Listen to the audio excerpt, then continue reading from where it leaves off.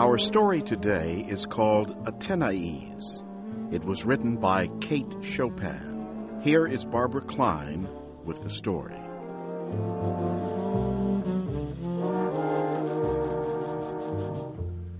Athenaise went away one morning to visit her parents, 10 miles back on the Bon Dieu River in Louisiana. She did not return in the evening, and Cazot, her husband, was worried. Cazot expressed his worries to his servant, Félicité, who served him dinner. He ate alone by the light of a coal-oil lamp. Félicité stood nearby like a restless shadow. "Only married 2 months, and she has her head turned already to leave? It is not right," she said. Cazot shrugged his shoulders. Félicité's opinion of his wife's behavior after 2 months of marriage did not matter to him. He was used to being alone, and did not mind a night or 2 of it. Cazot stood up and walked outside.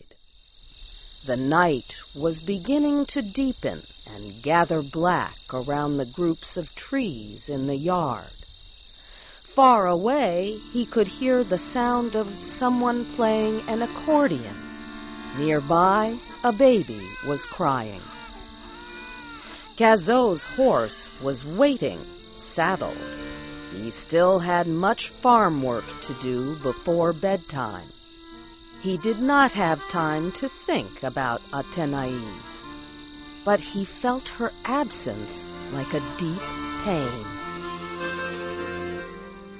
Before he slept that night, Cazot was visited by an image of Athénaise's pale young face, with its soft lips and sensual eyes.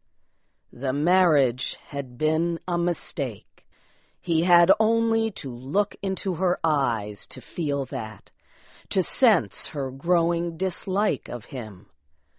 But the marriage could not be undone, and he was ready to make the best of it, and expected the same effort from her.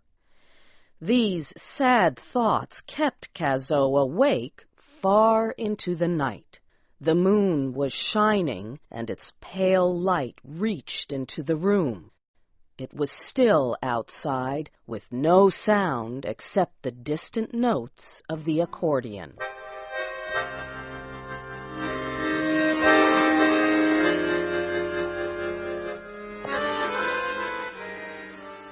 Athenaise did not return the next day, although her husband sent a message to do so through her brother, Monteclin.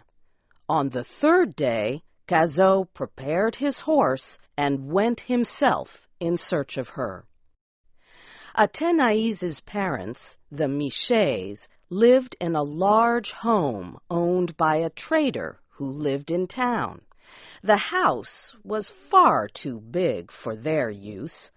Upstairs, the rooms were so large and empty that they were used for parties. A dance at the Michet home and a plate of Madame Michet's gumbo were pleasures not to be missed. Madame Michet was sitting on the porch outside the house. She stood up to greet Cazot. She was short and fat, with a cheery face, but she was clearly tense as Cazot arrived. Monteclin was there too, but he was not uneasy. He made no effort to hide his dislike of Cazot. "Dirty pig," he said under his breath as Cazot climbed the stairs to the porch. Monteclin disliked Cazot for refusing to lend him money long ago. Now that this man was his sister's husband, he disliked him even more. Michet and his oldest son were away. They both respected Cazot and talked highly of him. Cazot shook hands with Madame Michel, who offered him a chair. Athenaise had shut herself in her room. "You know, nothing would do last night," Madame Michel said. "Athenaise just had to stay for a little dance. The boys would not let their sister leave." Cazot shrugged his shoulders to show he knew nothing about last night. "Didn't Monteclin tell you we were going to keep Athenaise?" she asked. But Monteclin had told him nothing. "And how about the night before?" asked Cazot. "And last night? Do you have dances every night?" Madame Michel laughed and told her son to go tell Athenaise her husband had arrived. Monteclin did not move. "You know as well as I do that it is no use to tell Athenaise anything," said Monteclin. "You and Pa have been talking to her since Monday. When Athenaise said she was not returning to Cazot, she meant it." 2 fiery red spots rose to Cazot's cheeks. What Monteclin said was true. Upon arriving home, Athenaise had announced she was there to stay. It was difficult for her to understand why she had married. Girls were just expected to get married. And she did like Cazot. Monteclin had asked Athenaise to explain herself. He had asked her if Cazot abused her, or if he drank too much. "No," Athenaise had said, "it is just being married that I hate. I do not like being Mrs. Cazot. I want to be Athenaise Michel again. I do not like living with a man, all his clothing everywhere, and his ugly bare feet." At the time, Monteclin had been sorry his sister had no serious evidence to use against Cazot. And now there was Cazot himself looking like he wanted to hit Monteclin. Cazot stood up and went inside the house to his wife's room. "Athenaise, get ready," he said quietly. "It is late, and we do not have time to lose." Athenaise was not prepared for his calm request.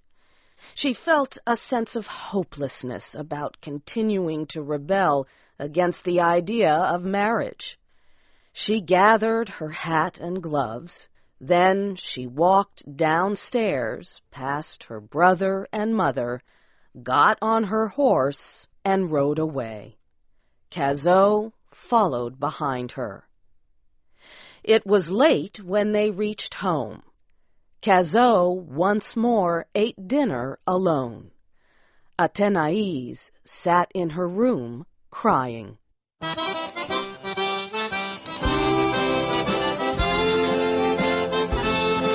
Athenaise's parents had hoped that marriage would bring a sense of responsibility so deeply lacking in her character. No one could understand why she so hated her role as wife. Cazot had never spoken angrily to her, or called her names, or failed to give her everything she wanted. His main offense seemed to be that he loved her, and Athenaise was not a woman to be loved against her will. At breakfast, Athenaise complained to her husband. "Why did you have to marry me when there were so many other girls to choose from?" she asked. "And it is strange that if you hate my brother so much, why would you marry his sister?" "I do not know what any of them have to do with it," Cazot said. "I married you because I loved you. I guess I was fool to think I could make you happy. I do not know what else to do but make the best of a bad deal and shake hands over it." It now seemed to Athenaise that her brother was the only friend left to her in the world. Her parents had turned from her, and her friends laughed at her. But Montéclin had an idea for securing his sister's freedom. After some thought, Athenaise agreed to his plan. The next morning, Cazot woke up to find his wife was gone. She had packed her belongings and left in the night. Cazot felt a terrible sense of loss. It was not new. He had felt it for weeks. He realized he had missed his chance for happiness. He could not think of loving any other woman, and could not imagine Athenaise ever caring for him.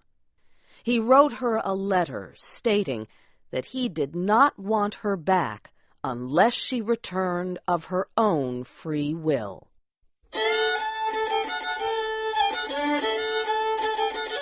Athenaise had escaped to the big city of New Orleans. She was staying at a private hotel that Montéclin had chosen and paid to rent for a month. A woman named Sylvie owned the hotel and took good care of Athenaise. Athenaise soon became friends with Mr. Gouvernail, who was also staying at the hotel. This friendship helped her feel less lonely about missing her family. But Mr. Gouvernail soon started to fall in love with Athenaise. He knew she was uninformed, unsatisfied, and strong-willed, but he also suspected that she loved her husband, although she did not know it. Bitter as this belief was, he accepted it. Athenaise's last week in the city was coming to an end. She had not found a job and was too homesick to stay any longer. Also, she had not been feeling well. She complained in detail about her sickness to Sylvie. Sylvie was very wise, and Athenaise was very stupid. Sylvie very calmly explained to Athenaise that she was feeling sick because she was pregnant. Athenaise sat very still for a long time thinking about this new information. Her whole being was overcome with a wave of happiness. Then she stood up, ready to take action. She had to tell her mother, and Cazot. As she thought of him, a whole new sense of life swept over her. She could not wait to return to him. The next day, Athenaise spent traveling home. When she arrived at Cazot's, he lifted her out of the horse carriage, and they held each other tight. The country night was warm and still, except for a baby crying in the distance. "Listen, Cazot," said Athenaise. "How Juliet's baby is crying. Poor darling. I wonder what is the matter with it."